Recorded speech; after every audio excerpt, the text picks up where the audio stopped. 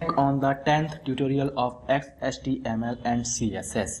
तो पिछले लेक्चर में हमने बात की थी इमेज के बारे में, इमेज को कैसे श्रिंक करते हैं। तो इस लेक्चर में मैं बात करने वाला हूं एक नए टॉपिक पर कि आप टेबल कैसे क्रिएट कर सकते हो अपनी वेबसाइट पर। सपोज आप टेबल क्रिएट करने के लिए जैसे माइक्रोसॉफ्ट एक्सेल में जाते हो या स्प्रेडशीट में जाते हो, तो वहाँ पर कई तरह से टेबल को अरेंजमेंट किया जा सकता है, आप उसमें डाटा पुट कर सकते हैं। इसी तरह से आप अपनी वेबसाइट पर भी टेबल को क्रिएट कर सकते हो, उसमें कितने रोज़ होना चाहिए, कितनी कॉलम होना चाहिए। तो इस तरीके से आप अपनी वेबसाइट पर टेबल को क्रिएट कर सकते हैं। तो टेबल को क्रिएट करने के लिए जो टैग होता है वो होता है शिफ्ट लेस देन टेबल और greater than and open tag हो गया। एक चाहिए अपन को क्लोजिंग टैग, तो इसके लिए less than forward slash table and greater than. तो जो भी अपन डाटा पुट करेंगे, अब जी टेबल बनाने के लिए अपन ने एक टैग लगा दिया है, इसके अंदर अपन को एक और टैग करना है, वो रोज के लिए और कॉलम के लिए। तो सबसे पहले अब क्या करेंगे, यहाँ पर रो क्रिएट करते हैं सबसे पहले। तो रो क्रिएट करने के लिए जो टैग होता है वो होता है TR। तो TR एंड क्लोज, ये हो गया अपना ओपन टैग। एक चाहिए अपन को क्लोजिंग टैग, तो उसके लिए less than forward slash TR and greater than. और ये अपनी एक रो हो गई है। इस रो में कितने आपको कॉलम चाहिए वो इसके बीच में आप पुट कर सकते हैं। सपोज मुझे 3 कॉलम चाहिए इसके बीच में, तो एंटर करेंगे और कॉलम के लिए जो अपना टैग होता है वो TC नहीं होता है, वो होता है TD, टेबल डाटा। तो whatever who is create this language he puts this name. तो मैं कुछ नहीं कर सकता हूँ इसमें, तो TD रहता है उसके लिए टैग अपना। तो TD एंड क्लोज एंड अपन को एक और टैग चाहिए less than forward slash TD and greater than. तो एक कॉलम हो गया एक रो के अंदर। सपोज अपन को 3 कॉलम चाहिए एक रो के अंदर, तो इसको कॉपी करते हैं, क्योंकि मैं बहुत बड़ा आलसी हूँ इसलिए कॉपी करते हैं और यहाँ पर इसको पेस्ट करते हैं। एक और कॉलम चाहिए तो यहाँ पर पेस्ट कर देते हैं।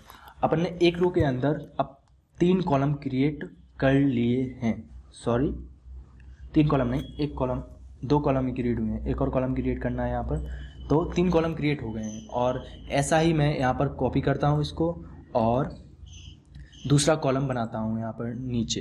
तो दूसरा कॉलम,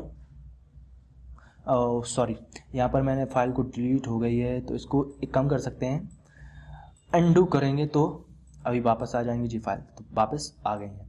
तो यहाँ पर फिर से इसको सिलेक्ट करते हैं और कॉपी करते हैं एंड नीचे फिर से पेस्ट कर देते हैं। तो यहाँ पर 2 रो बन गई हैं जिसमें 3-3 कॉलम हैं।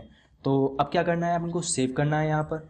और अगर ब्राउज़र में जाके ओपन करते हैं तो आपको यहाँ पर अभी कुछ नहीं दिख रहा है, क्योंकि जो रो है और कॉलम है उसमें डाटा पुट नहीं किया है। डाटा पुट नहीं किया है तो इसलिए यहाँ पर अभी कुछ नहीं दिख रहा है। सपोज डाटा पुट करते हैं अपन अगर कॉलम में, सपोज मैं यहाँ पे पुट करता हूँ फिश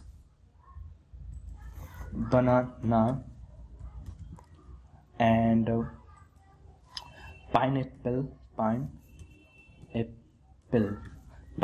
हो गया यहाँ पर पाइनएप्पल। और दूसरी वाली रो के कॉलम में अगर पुट करता हूँ एप्पल एंड जूस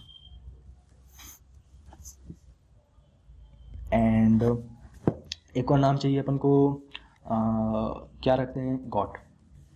ठीक है, 3 माने अपन ने 2 रो क्रिएट कर ली हैं, उसमें 3-3 कॉलम है, तो अपन ने उसमें डाटा डाल दिया है। तो अब अगर सेव करके फिर से अगर ब्राउज़र पर जाते हैं और रिफ्रेश करते हैं तो आप देख रहे हैं यहाँ पर एक रो में 3 कॉलम बन गए हैं। This is first column, this is second column, this is third column of the first row, this is first column of the second रो।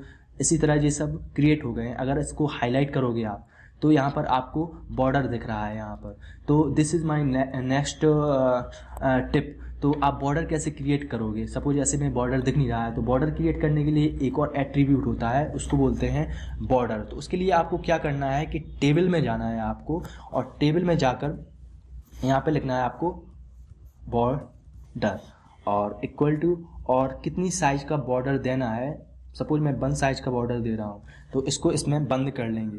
तो इसके बाद आप सेव करेंगे यहाँ पर, और सेव करने के बाद फिर से ब्राउज़र में जाके अगर रन करते हैं तो देख रहे हैं यहाँ पर कि यहाँ पर जो है वो यहाँ पर बॉर्डर बन गया है। तो आप इसमें कुछ भी आप अपनी बॉडी के अंदर जो भी मटेरियल डाल रहे हो, चाहे वो इमेज हो, चाहे लिंक हो, या कोई भी ईमेल एड्रेस डाल रहे हो अगर आप टेबल के अंदर, तो वो चीज़ आप इसके अंदर कर सकते हो। यहाँ पर आप इमेज भी डाल सकते हो, इसमें कोई भी लिंक भी डाल सकते हो, और कोई भी चीज़ डाल सकते हो आप इस टेबल के अंदर।